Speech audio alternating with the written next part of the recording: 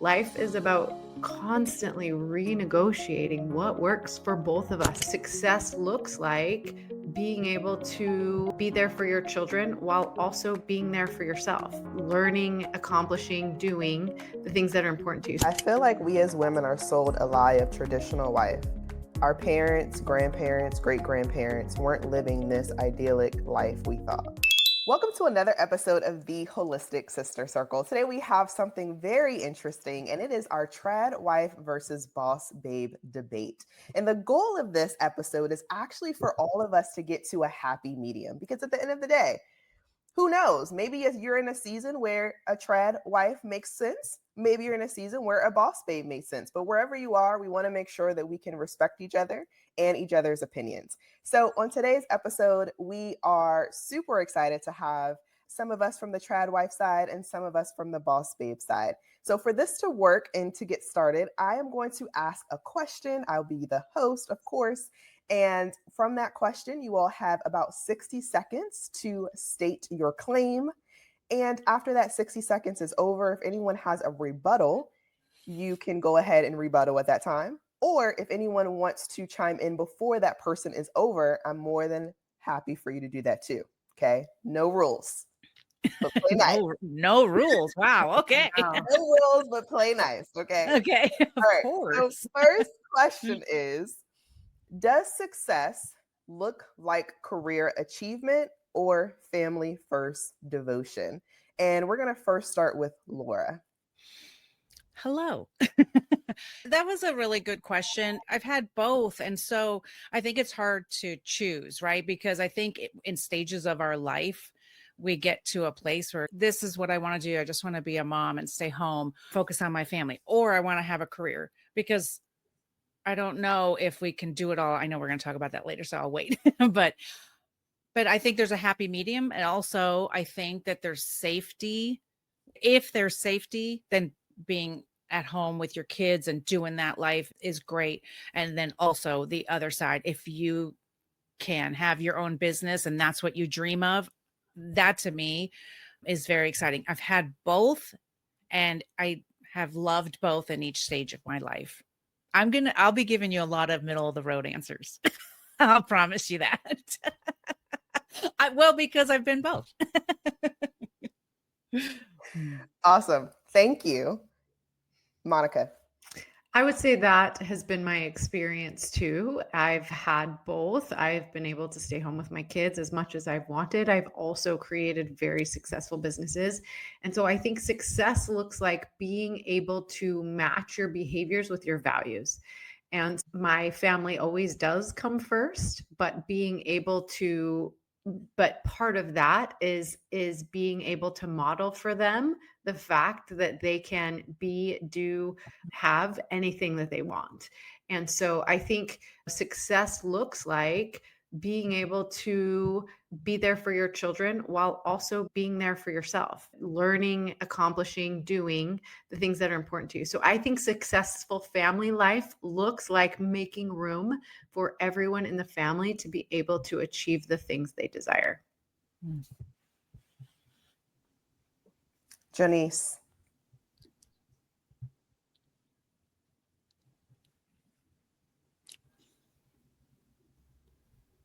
Joe, if you're talking, we can't hear you. Okay. There she is. Oh, there it goes. Hi. I've had the opportunity to be home with my kids when my youngest was born. That was when I stopped working, probably up until 2022, 23. It was like, okay, you have to go back to work.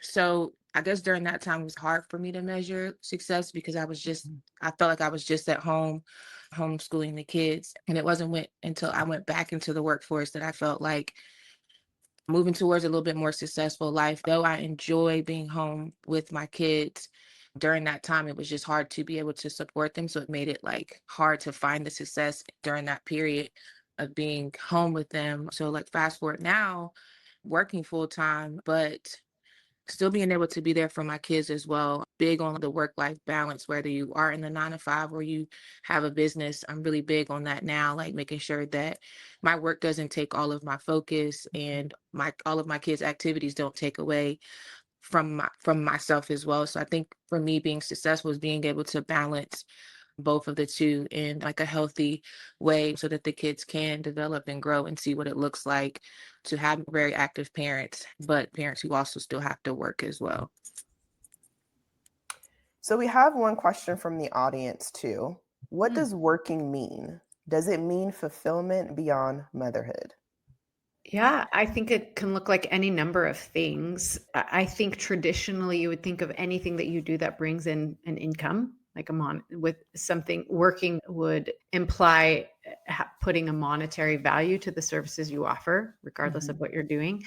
But I think what Joaneace said was really interesting in that basically making room for everyone in the family. So I think what's successful is, yeah, we make room in the family for Johnny to do soccer, which means that we pay money, we make time, we change the schedule. Sometimes we travel, whatever that looks like. We make room for dad to do what dad works, has hobbies, whatever those types of things. But also we do that for mom as well. If mom is traveling for a speaking engagement or is doing a book launch or needs quiet in the house, we make room for all of those things. I think that to me is what successful family like, and working would be anything that's bringing in some sort of monetary value.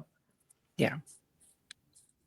I mean, working to me though, even though yes, you could look at it in a sense of a monetary thing, but I feel like I'm always working and not everything that I do does bring in some type of financial gain to the family. From the time we're up, we're working on something, whether you are getting your house clean, you got to do something. I feel like it's always a constant work, regardless if you're getting money or paid for it. Of course, we like to see being rewarded with being paid, but I just feel like my job never ends because even though I clock out at 5 p.m., there's still a ton of other little things to get done. I think it can go both ways. I agree with you in that motherhood is absolutely work, changing diapers, making dinner, taking kids places, all of that is work. But I just think for the purposes of this discussion, when you're talking about traditional wife versus a boss babe, you're talking about the work part of that is bringing in the money. Yeah, bringing in money. I have one other question that's coming in. How does this play a role for your children? Are you expecting them to bring in money as well? It depends on their age. Yeah. I think it's at some point. Oh, yeah. I think some point, yes. Yeah, for us, when my kids were younger, when they were old enough to maybe want more money for things, I remember my parents saying, you should probably go get a job and then you can have money. And so I think having showing them that kind of thing, that they can do things so that they could go out and get a job and contribute that way, so they're not just asking. That was something we did, and that worked out well. Yeah. I think part of teaching our kids is teaching them how to create value in the world. For example, I never leave my house. I am a stay-at-home mom, but I bring in an income because what I do brings value to other people and they pay me for it. Working can look very different for lots of people. Some people have to go outside of the home to work, and some people can work inside of the home. It's just different. But teaching our kids how to create value in the world and in the marketplace is a very valuable lesson. I know for me, when living with my dad, so it was, like I said, it depends on the age. Because I started working at 16, but I also wanted my own car. I wanted to do certain things. So I know that was something my dad was big on. You can go get a job and you can buy the things that, you want. You're at that age where you can do those things. But it also taught me a lot of responsibility at a young age, which I feel like has helped me in my adult life, being that I started working and having my own responsibilities at a young age. Yeah. Awesome. We have one other question that came in, but I think it's going to tie into the second one. So if it doesn't, then I'll ask it. Can women have it all? Or does choosing one path inevitably mean sacrificing the other? I think like boss babes maybe sometimes gets glorified for like hustle culture, and then maybe the trad wife is it's a soft life or something like that, but it's like life is so much more nuanced than that. And so there's these are curated highlight reels on both, right? I think we have to be careful with that in seeing, because we are seeing the highlight reels because we know that the work for the mom is 24/7, even if we are also a boss babe. It's like it's 24/7 trying to balance it all. So we just have to keep that in mind. Yeah. And I feel like yeah, I think you can absolutely have it all. Maybe not at the same time, and maybe not in the order that you would like. But so, like, for example, with me, I get a lot of offers to do speaking engagements and travel and do certain things that I don't accept because I don't want to miss my children growing up. It happens so quickly. I have 4 kids, 2 of them have left home, 2 of them are still here. And so if I get an offer to go do a speaking engagement in Florida, and my daughter has a volleyball tournament, I'm going to turn it down. But that's only for a couple more years, because then she's going to graduate and I will have a wide open schedule. So can I have it all? Absolutely, I can, but maybe not. There are times in season for certain things. And I do very much believe that family comes first. And so I'm not going to miss a big milestone for my children or something that's important to them in order to further my career, because I know that in just a couple of short years, then I can do Yeah. all the things and not be bound by any schedules of anybody else. I can agree too. I think there's a time and place like for everything. So like this season of my life, my kids are all young and they're all in sports. So like our Saturdays are full of sports from 7 in the morning to 5 or 6 o'clock in the afternoon that day. We try to surround our life around their schedule as well, because like you said, you don't want to miss those moments. Like my daughter, my 5-year-old just had her first flag football game and everybody was there, because you don't want to miss those Yeah. big moments for something that you can get tomorrow. Like you can get an offer again tomorrow and not miss anything. So I'm really big on like my family and my kids. They come first before anything to me. That's important to me. Yeah. Okay, here's an audience question. What's the definition of a traditional wife in 2025? Is it modeling a 1950s ideal or something different? Wow, good question. That's a great question. Who wants that? Who wants that question? I don't think there is a definition. I Yeah. mean, I would consider myself a traditional wife. I would also consider myself a boss babe. It just depends on the day. Like Yeah. Right. some days I'm be very blessed and grateful that I make my own schedule. But some days our basement flooded this past weekend. So Yeah. some days my day is full of moving the fans around downstairs and calling the plumber and getting an appointment for my son. And it's a very traditional wife day. And then Yeah. some days I have interview after appointment that's bringing in cash to me. Yeah. Some days I put my boss babe hat on, and some days I'm a traditional wife. And I don't think there is a good definition for a traditional wife in 2025. I think it is what you desire. I agree. I agree. Because some days I feel like one, and then some days I feel like the other. And it's never like a consistent day of like Right. how I would classify myself. And I think I said that in my intro video, that you got to mix the two together just to be whoever it is that you desire to be. They can definitely be intertwined. Like you said, one day you're this day, mom, and that. So yeah, I can agree with that. And frankly, I think that's the traditional life. It's like we really we're doing it all, though I think people maybe see it as, oh, you just stay home. And it's you don't even know what I did today. You know what I mean? I I had could a stay home every day. me too. So, I had when my kids were little, I had a 5-year-old, a 3-year-old, and a newborn when I was staying home. I was staying home when the newborn was born. And then he had special needs. So man, like life was just turned upside down. And I love those years. And then 5 years later, I said, how about I go back to school and become a speech therapist? And so that's what I did. And so I love those seasons of life where we're like, this is what we're going to do right now. This is what we're doing. And then, but I was still a mom while I was going to school. And then also while I was a speech therapist, but the choices I made were to work in an elementary school so that I could be home with my kids. So it's like I balanced all that, and exhausting. But I think that's just who we are as women. Seriously, why we need superhero capes. Right. Here's a comment that came in. I feel like we as women are sold a lie of traditional wife. Our parents, grandparents, great grandparents weren't living this idyllic life we thought. Yeah, there was a lot of depression. There was a lot of unhappiness.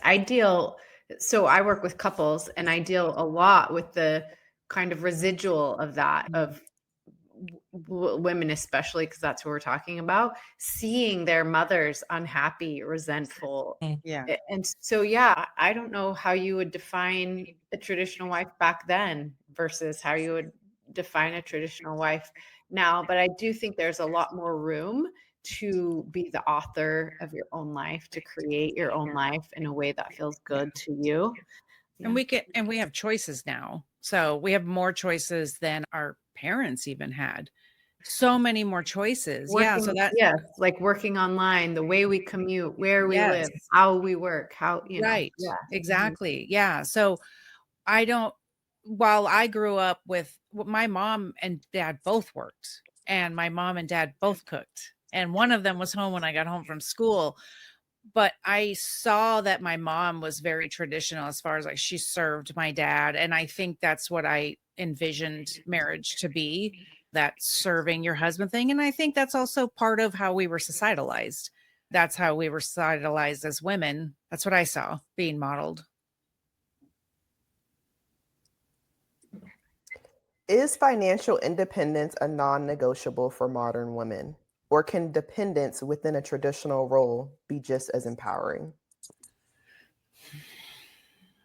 I think there needs to be safety as far as what kind of access do you have to the money if you are at home and you don't bring in your own income, but you are working as a full-time mom, right? But what kind of income or what kind of access do you have to money?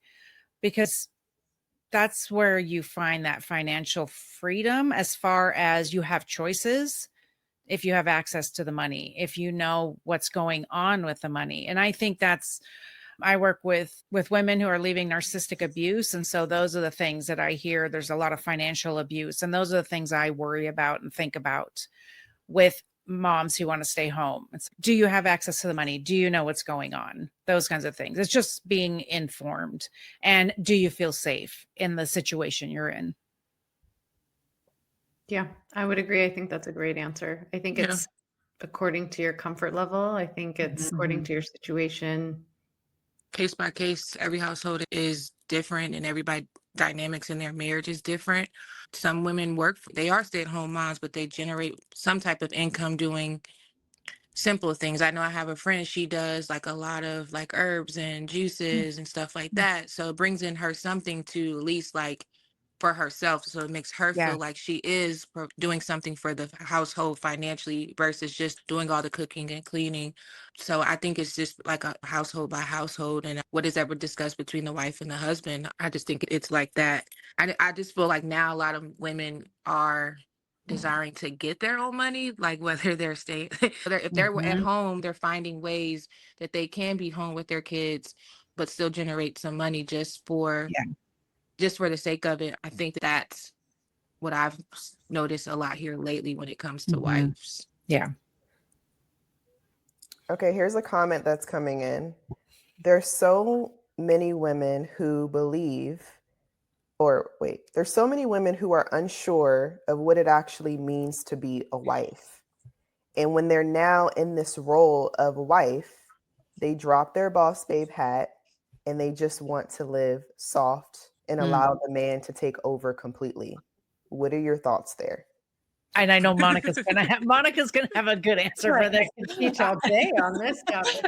Monica's probably got an entire course on this. So I have to say, Look, you got to have good communication in your marriage. It cannot be a surprise to your new husband. You walk in the door, you're like, by the way, I just quit my job and I'm just going to hang out here. That is not okay. We got to have some communication. If that's your dream, that should be a discussion that you're having throughout your relationship.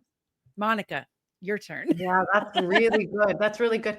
So, a concept that we teach a lot is called differentiation, meaning a strong sense of self, individuality in relation to another person, right? So, it's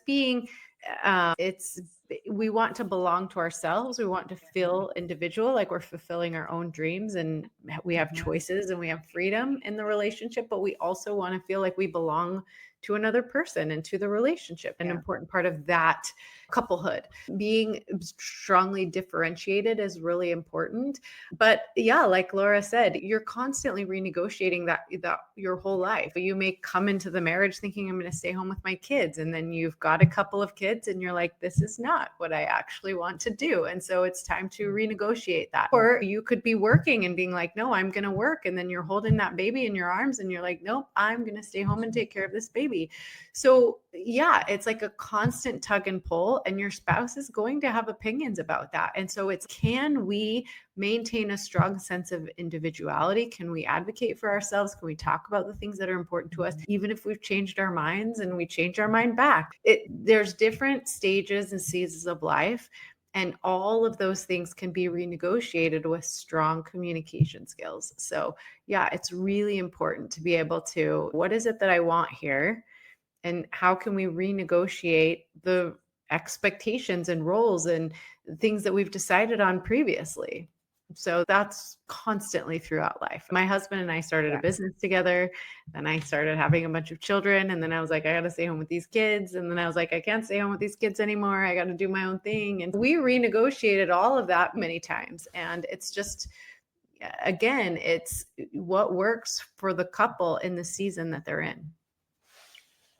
I agree. I think communication is the biggest thing, and being able to communicate your expectations when you're going into something, that always helps, because if you're going into it with that expectation and not expressing that expectation, you'll see like you'll get let down because you came in thinking that, oh, I'm just going to come in, I'm going to be a stay-at-home wife and mom and all these things, but your husband has an expectation where he may want you to be able to work a few hours, or he may want you to get out the house and not be underneath the kids. So I think it's a relationship case, but yeah, you just have to be able to communicate that with your spouse. And like you said, as the seasons change, to be able to go back and say, hey, I know that we originally agreed on this, but this isn't working for our family in this season, or this isn't working for me in this season. How do we move forward so that we all are being satisfied in this?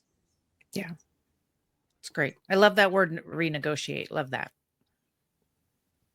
Here's a comment. How much does a husband's desire play into being a boss babe or traditional wife?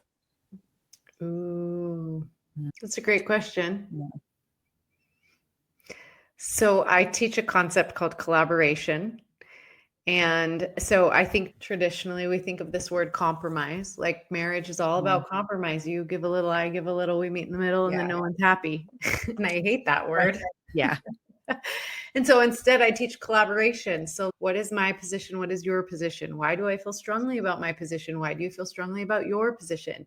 What are my reservations about your position, and what are your reservations about my position? So it's about communicating. It's about getting really curious. It's about figuring out, what is it that I want? What is it that my spouse wants? And how do we collaborate? How do we take the best of their experience and perspectives and opinions and the best of mine? And how do we create something together that's better than either of us could have come up with on our own? It's a very different than compromise. So the traditional idea is compromise. The new idea is collaborate, right? Create something amazing, because like we've already talked about, there's so many options, there's so many resources. Like our work-life balance, our home, whatever, doesn't have to look like anyone else's. We can create it all on our own.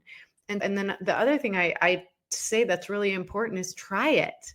If it works, then great. If it doesn't work, then renegotiate it. Collaborate again. Now you have more information, more data to put on the table. So yeah, life is about constantly renegotiating what works for both of us. And yes, I would say it is important to take into consideration what your spouse wants, but no Mm-hmm. more than what you want, right? Together, you're Right. collaborating on something that's better than either of you could have come up with on your own. And that's the definition of partnership. And these are great conversations to have before you get married. Yeah. Which I didn't do any of these Me things. either. I was very young. Premarital counseling, so important. Send them to premarital And counseling. possibly having a full brain, fully grown Yeah. brain when you get married is also, yes, please. I did not. I was very young. And so I didn't even think about these things. I'm like, we'll just figure it all out as we go Love is along. all you need. Yes. Yeah, we did the same thing. We'll just figure it out. We were young, and now we're like, oh my goodness, we've been married for almost 10 years, and maybe we need to reevaluate some things. I love that. Yeah. And it's, if you have safety in your relationship, you can do that. And I love that. Okay, we have 2 more comments coming in, and then I know for sake of time we'll end. But any other questions that anyone has, feel free to continue to put them in the chat. We can keep these going. The first one is comment. I noticed that sometimes in relationships. Like, what you mean? I still got Oh. Okay, there you go. I noticed that sometimes in relationships, we're trying to talk to the inner child of our spouse versus the inner child within us. How do we make sure that our inner child isn't taking over the relationship? Wow. Wow, that's a really big question. I know for my experience with healing my inner child, I think that's what you got to work on, is healing that, talking to them. When I say them, it's because I spoke to my 6-year-old self and my 15-year-old self when I was doing the inner child work, healing all that. And I don't really take that into consideration now. I don't know if that's typical or not, but that's not something I take into consideration now. It was an issue before, and the triggers, I would be like, oh gosh, that's my 6-year-old self being triggered. And so I think doing that healing work and seeing what was needed or what is needed might be helpful. That's literally what people hire me to do. Awesome. There's lots of techniques where we can recognize that we are in our inner child. That is our adaptation that's wreaking havoc in our relationship now. And so, yeah, reintegrating and reparenting that inner child, there's lots of different ways to talk them down, to put them in the back seat, strap them in. They're always going to be riding in the car with you, but they shouldn't be driving. Yeah, I love that. No, they're too little to drive. Last one. Is there peer pressure to be a traditional wife or boss babe? Feelings of guilt, shame, community, exile. Yeah. Depends on the community you're in, right? Yeah, definitely the community who you're surrounded with or around can possibly play a big part in that. But I think that goes back to just learning to be true to yourself despite who you're around. So it can be peer pressure to some people, and then others it's just I'm really confident in this way over the other, or whatever the case may be. Yeah, I love that. Yeah, because when you're sure of yourself and saying that this is what I want to do. I remember my dad, when we decided that I would stay home starting with our 3rd child. That's something my husband and I decided together. And I remember my dad trying to he was like giving me, back in the day when we had newspapers, he was giving me ads. And I was like, why? And he's like, you should probably go back to work. And it was having to have that discussion, say, my husband and I have decided this is what we're doing for our family, and having that discussion rather than this is what you quote unquote should be doing. Look, don't let people should on you because be secure in yourself to be able to move forward the way you guys have decided together. Yeah. And I think it's really important to just remember who's going to answer for your life at the end. It's you, right? So you got to do what feels good to you. And yes, definitely counsel with your husband and figure it out together and try something for a little while. And if it doesn't work, then you renegotiate. That's right. Awesome. Thank you all so much for being here. At the end of the day, the goal was to get to a happy medium. There is no right or wrong. There is no yes or no. there's a lot of gray and a lot of decisions that need to be made. But through healthy communication, through those conversations, through figuring out what makes the most sense for you is where we all land in that happy medium stage. So if you would like to connect with our guests further, all of the information is in the description notes. You're more than welcome to connect with them. And until next time, bye everyone. See you.